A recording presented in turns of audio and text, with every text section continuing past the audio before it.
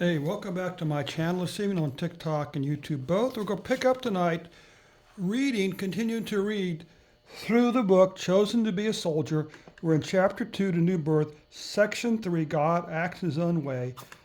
And we'll do paragraph 3 and maybe 4 this evening, okay?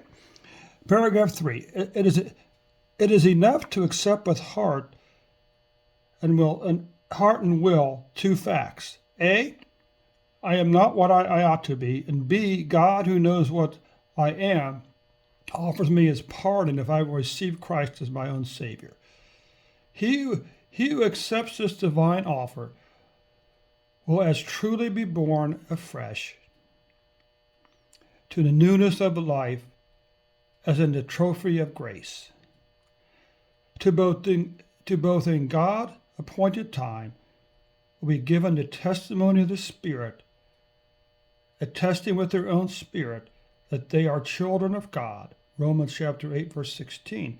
Saved from the guilt and dominion of sin and living a new spiritual life. Now we go down to paragraph 4.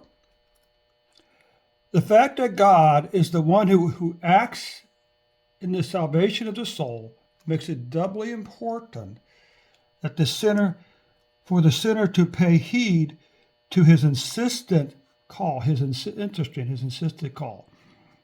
Behold now is the accepted time. Behold now is the day of salvation. 2 Corinthians chapter 6, verse 2.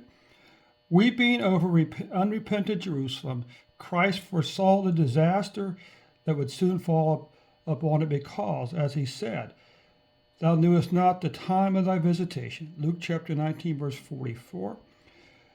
The urgent need for decision is emphasized in the Army's prayer meeting, usually following the Bible passage. When those convicted of sin are invited to kneel at the penitent form, at once instead of putting off the transaction to which they are called. There is no saving virtue in the mercy seat, but the act of kneeling, therefore, is definite. And response is a definite response to the divine urge to accept salvation then and there. And we'll just finish that right there. We'll pick up with, I